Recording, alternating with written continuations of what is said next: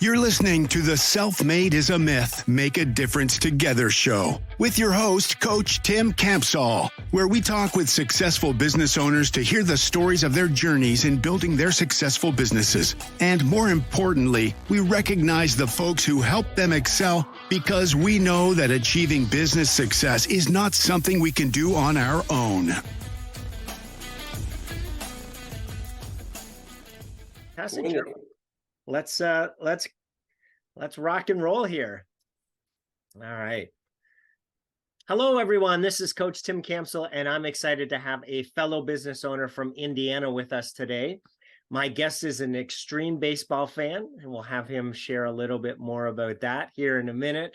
In his downtime, he buys, manages, and renovates real estate properties.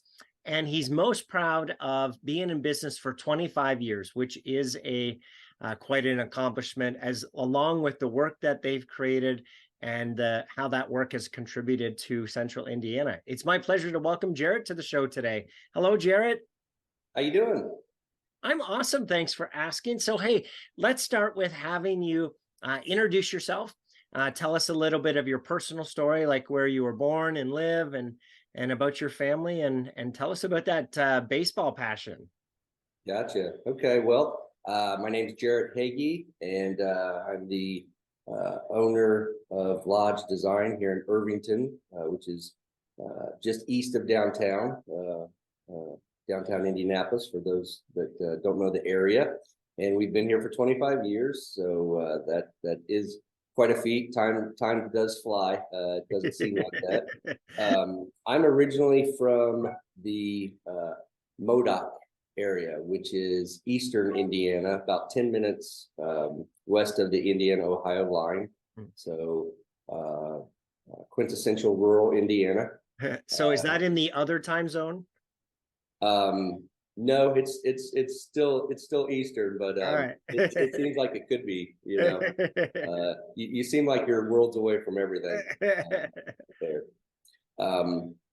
grew up there, went to Ball State, and got a degree in fine art.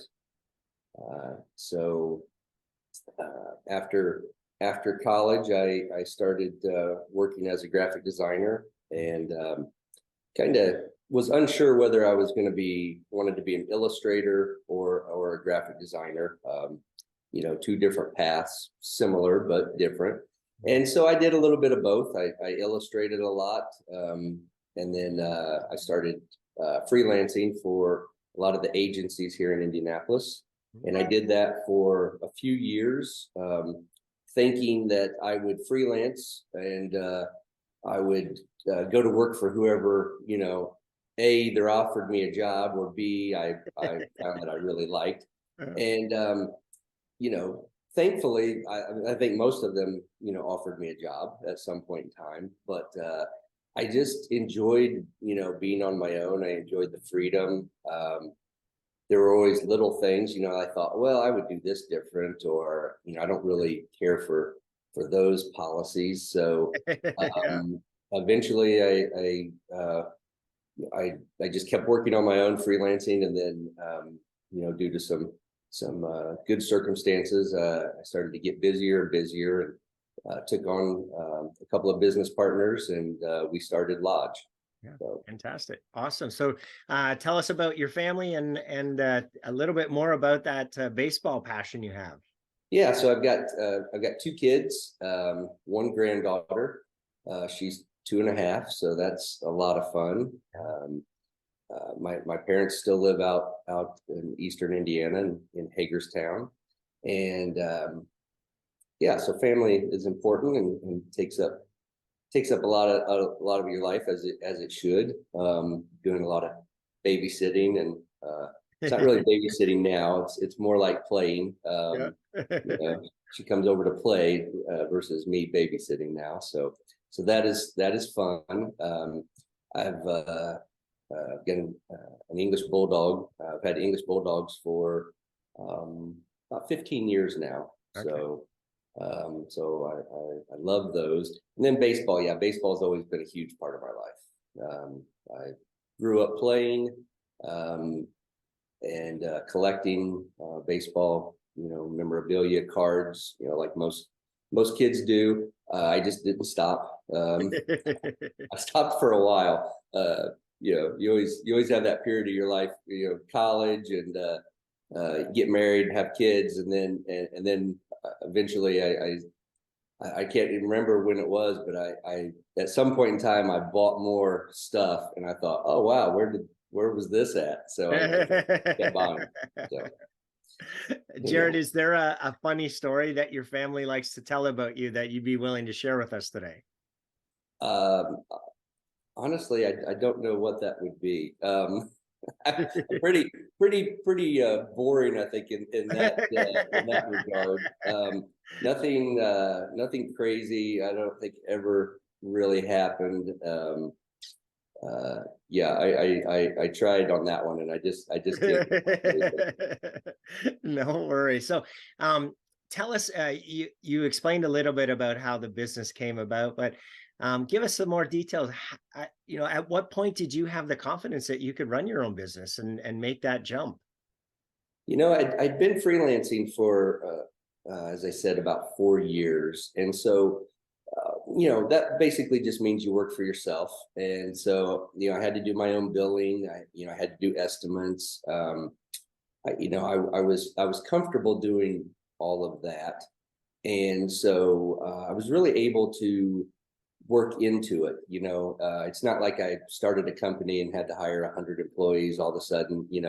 At the time, I started to get work from the Finish Line, which was headquartered here in Indianapolis and had stores, all over the country. I think when we started working with them, they were, I want to say, around 250 to 300 stores, and I think when we finished, they were, up around 700 or 800. But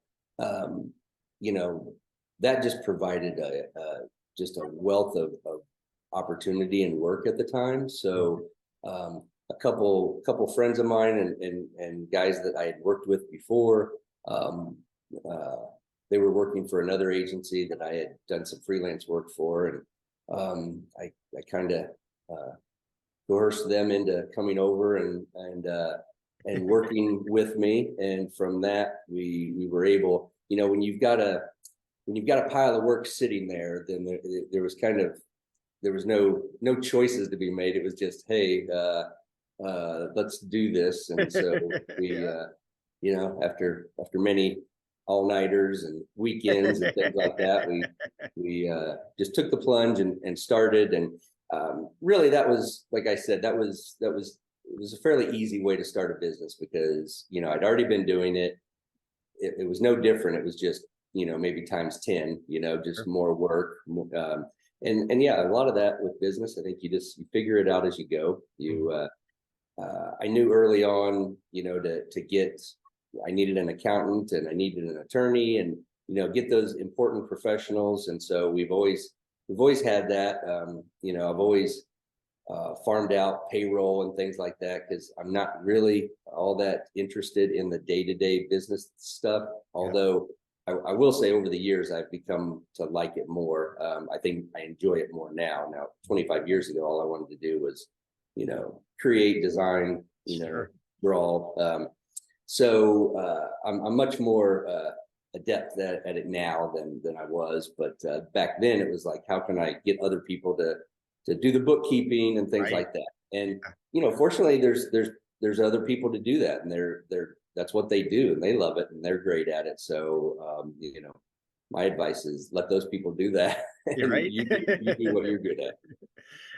So tell us a little bit more about the company.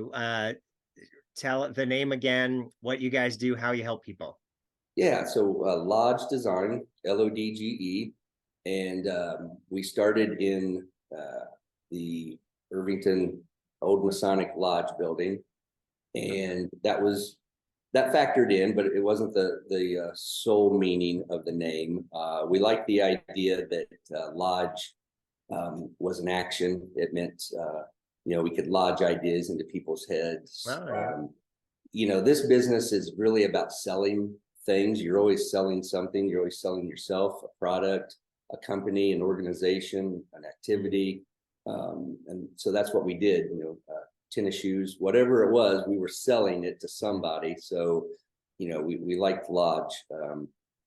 I just, when we started, we said, we have to have a name. I was very big on a name. I did not want, our name. I didn't want to sound like a law firm. Yeah. Not that there's anything wrong with that, but we didn't want to put our names on the door. And so, it was, there was going to be a name. We had to have one. So Lodge was it. Fantastic. And more specifically, how do you help people? What is it that you do to make a difference for others? So we're a marketing company, which, I would say really we're more of a design firm. We design logos and posters and billboards and websites. Really any part of the creative process is what we do. Now with that comes advertising, like I said, marketing, social media. There's a lot of different angles. Really the only thing we don't do is PR. We're not we don't do public relations at all. But we work with other people that do that when it's needed for our clients. But mostly we're writing things, we're designing things. We're coming up with what you see, on TV, hear on the radio, see on the billboard, things like that. Fantastic. So for everyone listening, make sure to check out Lodge Design in the link in the description, and comment on their LinkedIn profile. Let Jarrett know that you watched his interview. Absolutely. Hey, Jarrett, share a story of where someone pushed you or inspired you that you could do it, even though maybe you didn't think that you could, and the impact that person had on you. So I think, for me, it was my father. He was a factory worker, and I always knew that wasn't what he set out in life to be. But it's where he ended up and what he did, and he just always told me, hey, you don't want to work in a factory, trust me. You want to go do what you want to do. And I think, by that, he definitely didn't mean that there was anything wrong with working in a factory, but that he knew that wasn't his passion. And he knew that if I didn't do my passion, I wouldn't be happy either. And so, he just always said, do whatever you want to do, do what makes you happy, do what you have a passion for. And so, like I said early on, drawing and painting was that passion for me, art. And so I really never, people always say, well, when did you know what you wanted to do? And it's like, I just always assumed this is what I do because that's always what I did. So yeah, I just kept going down that path. And I knew that if I really loved it and enjoyed it, then, if that's what you do as your profession, as your job, well, you must be doing something right. So that was always my path. So I think that's all I needed. I mean, the business stuff, like I said, just it comes and you get help where you need it, and you figure out the rest. There's always little things. Even now, there's things. I mean, I don't fully understand everything that goes with taxes and Sure. all that, but as long as you have someone you can call and ask, then it all works out. I really like your dad's advice because, especially in owning a business, right? Like you just alluded to, there's lots of stuff that can be complicated or confusing, and we do need to rely on the experts. But if we have a passion for what we're doing, then that's going to carry us through the challenges and the ups and downs of the business. So that's awesome that your dad planted that seed in your mind early on. Yeah, I think it's important, and not everybody gets to do it, and I fully understand that. And I know I'm blessed to be able to, and so I've always been grateful for that, and always grateful for that advice, and to that I could. I knew early on I could do whatever I set out to do and wanted to do. Jarrett, what's the biggest learning that you've had as a business owner? I think having employees, it's probably one of the best parts of owning a business. I mean, you really do feel responsible for people, and I enjoy that. But at the same time, it can be a difficult part, managing, personalities and just different people that come together, and we have a like goal. We're always one of the nice things about this business is we're always working on something different. So it's never the same. You're working on different campaigns for different clients, different organizations. Yeah, makes it a ton of fun. But with that, you are dealing with people that have different ideas, and I mean that's our business, to have ideas. But you got to wrangle those ideas and bring them together, and that can be challenging sometimes. Mm-hmm. Yeah, but we're very fortunate. We've got a great group. I mean, and everybody that's here has been here for quite a few years, and so we've got an established group that is really like an all-star team. So very good. I can imagine that to be good at what you do, you have to fully believe in your ideas. So then if you've got different people on the team with different ideas that they believe in, it can be a process to get to what's the one or two that we're going to pitch to the client. Oh yeah. Because really there's never just one idea. There's never one right answer. And I always say, but you just need one. We don't need 30. We just need one. And so getting to that is the challenge sometimes, but it's also the fun part. But it is fun. The variety is really what makes this business interesting. That's awesome. So, Jarrett, we know that business success doesn't happen in isolation. So tell us one of your biggest challenges during the years, and maybe a fellow business owner who helped you to navigate through that. Well, I think there's a couple people. I mean, one, my business partner, Jason Roemer, we've been together now for 25 years. And so, that's, when people say, partners, it's like a marriage. I mean, it's just like that. You're with that person a lot, and you've really got to be on the same page and in the same direction. And I think that's really made this doable by having someone that's like-minded and has the same goals as you, and but also has a different skill set. I mean, he's a writer, I'm a designer, so we bring different things to the table, and sure.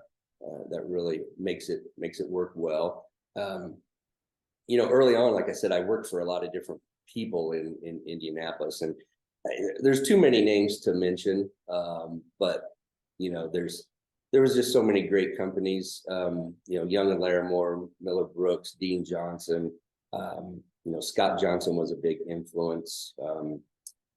Just seeing these people who were doing exactly what I wanted to do, and kind of getting a roadmap for how to do that was, really valuable to be around those people and to get a chance to see that. And, I picked up things from a lot of people, and it really helped, in those early years, especially. Yeah. Is there a challenge that comes to mind that you had to face where one of those people helped you to think through that or work through that? Anything that comes to mind that listeners would appreciate hearing, that, hey, we have that challenge too? I mean, I can't think of anything specific, but I know sometimes when I did have, when there were maybe employee or staffing issues, I would call Scott Johnson, because he had run a design firm for 15 years before me, and he had lots more employees, and he was always a really great sounding board, because I could say, hey, here's my issue, and he would come up with, oh yeah, I've had that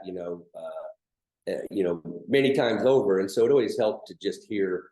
It's like anything in life. You'd like to know that there's other people that have had that problem, solved it, what they did. And, Yes. and there's never just one answer, but it's always good to get someone else's viewpoint.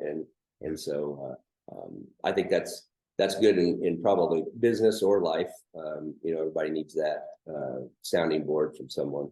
Absolutely. I've heard in the past that people might be reluctant to reach out to others in their industry and do exactly what you just shared. So have you ever, what advice would you have for people who are like, hey, I don't know, I don't want to bother somebody else, they're busy too? I didn't mention this, but when I didn't know, when I was trying to decide whether to be an illustrator or a designer, I didn't really know any better. So I just started reaching out to illustrators that were, some of them were really well known. I remember driving to Cincinnati to meet with an illustrator, Chris Payne, and he was just like, "Yeah, come down. We'll sit in the studio." And because I didn't really know, college, school teaches you a lot, but boy, it leaves out about 90% of what you need in life. And so I didn't know what it took to be an illustrator. I didn't know what the process was. There were so many things. And so there were a lot of people that sat down with me on multiple occasions. Rob Day here in Indianapolis, really well-known illustrator. We met, lots of times and got to be, pretty good friends. And I found out that if you just ask people, they're more than willing to answer questions and to talk with you. And, it's a great way to, otherwise you're really just stumbling through the dark and, Right. and finding your way, which is okay. But it's great to talk to people who have done it, lived it, get to see that, experience firsthand. So yeah, I would say, and I've had lots of people, and that's why I try when people reach out, and, it's tough with schedules and just the daily grind of work and business. But, it's great to talk with, younger designers or people that really, and I think the big thing is just, be prepared with what it is you're trying to find out. I mean, if you're gonna bother someone, then have a direct line of questioning and have a real purpose for what you're trying to get. And I think most people are more than happy to share those things.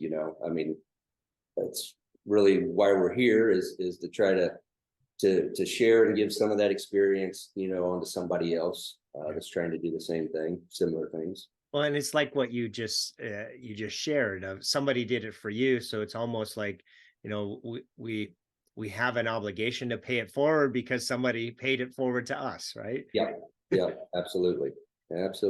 Jarrett, you mentioned a number of people. I'm going to put you on the spot here. If I asked you to pick 3 folks who were most impactful in helping you in your business owner journey, that you're most grateful for them being there, who are those 3 people and how they help you?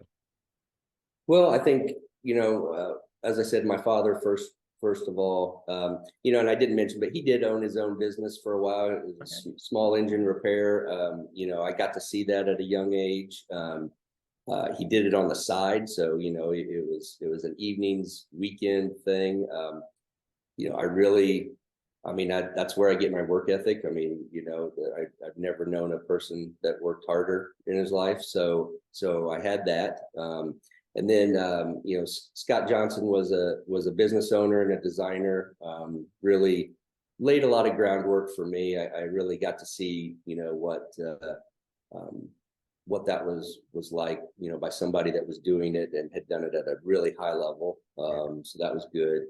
And then Jason, my business partner, just being there every day and being in this, I think has been a huge help, because you never have to feel like you're on your own. Yeah. You've always got some backup, and there's times when things aren't going so well that you really need Right? really need backup. So Yes. so that's good to have.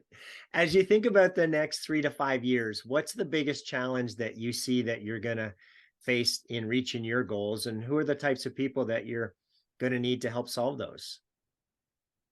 Oh, those are great questions.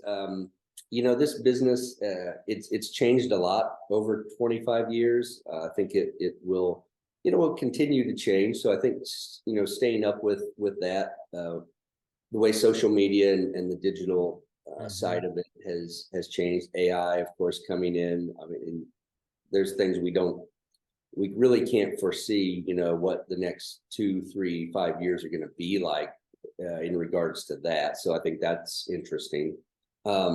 And really, because we can't foresee that, or at least I can't. I don't know who we're going to need help from for that.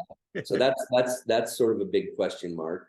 I think for us, it's really just finding the type of work that we want, that we are good at.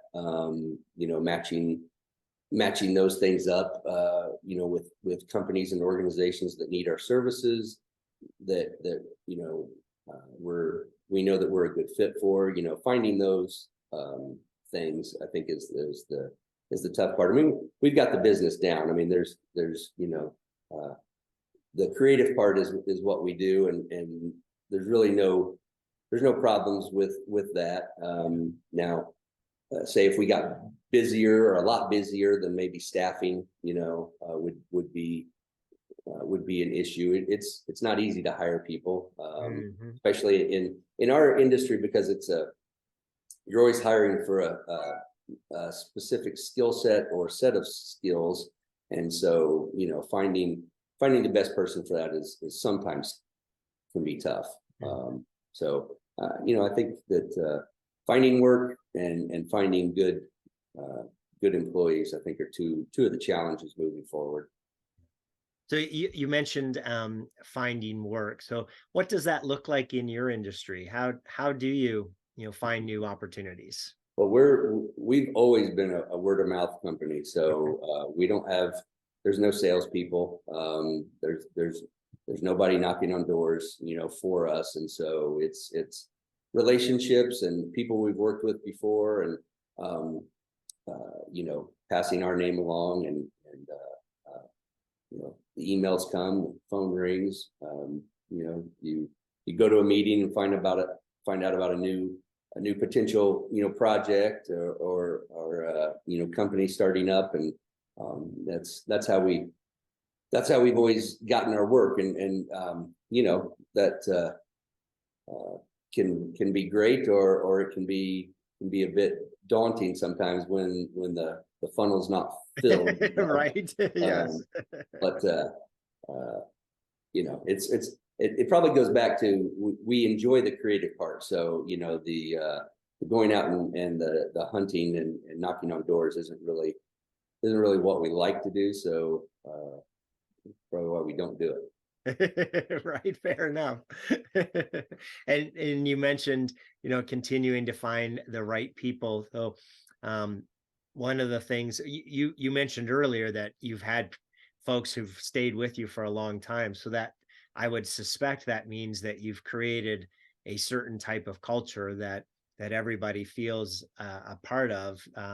Just wonder if you have any thoughts on sharing about that. Well, and that's one of the things I picked up early, working at a lot of other agencies, is just that company culture, that environment, being a designer or a writer or in the creative field, it's a 24-hour-a-day thing. I mean, you don't really turn it off at 5 o'clock. And so, that company culture, I think, becomes really important, because it's not an assembly line. You don't just clock in, clock out. You're always doing it. So, giving people the environment and the tools to be creative, be comfortable. There can be a lot of stress in trying to develop ideas and campaigns and things for people and companies and deadlines. And so you want to try to create the most comfortable, I think, environment and setting you can, so that doesn't provide any stress. And Yes. that's one thing we've been able to do, I think. Yeah. I worked on the other side. So I was in consumer product goods for a number of years. So I can appreciate, because, you know, we as the client would say, all right, we need the next big idea by Friday, please. Yes. Yeah. Okay, no problem. So I've got can you this guys afternoon. just do your magic and come up with Yep. a good idea and be ready to present it on Friday? Yeah, and it's the crazy thing, because sometimes ideas, you know, that might take 10 minutes, or it might take, you know, 2 weeks, and you really don't know. You just dig in and start, and you know, along the way you kind of figure out where you're at. But yeah, it is a process, and you know, things come quickly, and sometimes they don't. That's the fun of it. Right. Last question here, Jarrett. Jim Rohn, awesome business guru, says that we become the average of the 5 people that we spend the most time with. So as you think about that quote, what advice would you have for business owners who are trying to do it on their own? I think just not being afraid to ask for help. You know, seeking out those people and partners for information that you really need.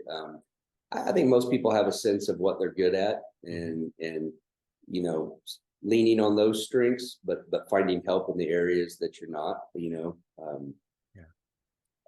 it's we can try to do it all, but at the end of the day, that's extremely hard, and not always with the best results. So I think just seeking help and getting help in areas where you need it.